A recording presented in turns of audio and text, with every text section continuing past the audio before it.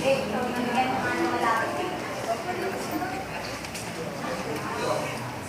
I start my speech, I want to thank the panelists, Mami Gausa, and my fellow students.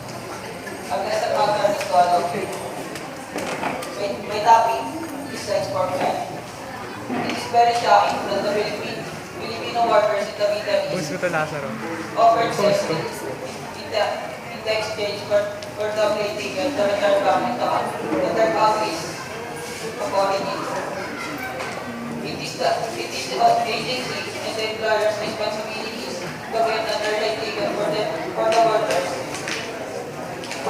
after the contract is made. It is not a good idea for the employer and the embassy that they will do this kind of agreement for workers and not use them as slaves. It is a nightmare for the workers who experience in this strike.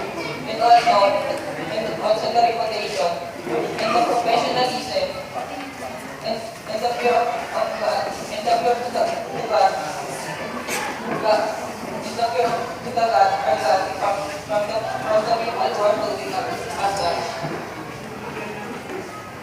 He oversees Filipino workers gave to base a Senate hearing for Senate hearing in the labor mission sa India, kung they accuse as sexual harassment.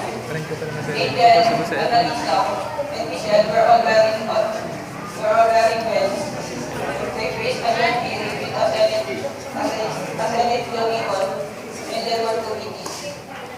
They all broke into their testimonies, but Michelle later removed her belt and their full confronted Takot na 1 minute and 30 seconds lang daw. Naman ito, 2 minutes no. They were attached Antonio Villaferte, who was also present on the hearing. Under oath before, the Senate Tourism Committee, before Assistant Labor Committee attached Antonio Villaferte denied all the allegations against us made by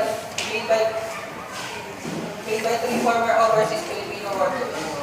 Inappropriate behavior and attendantly, Villaferte of the Philippine Overseas Labor Office in Riyadh, Saudi Arabia, said he was a good man who worked hard to serve a countenance of attending overseas OFW, especially those who were abused by their employers.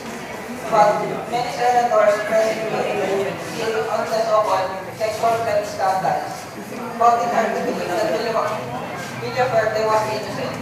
That is one said to be for them, the language used and trade the type of person is, especially how to treat a woman. I hope that the government or the people who are in the embassy will give our time for the workers because it is a good idea that you will grab a person to have sex with someone just for a friend ticket. And we are terrified incident that those workers who suffer with mental experience.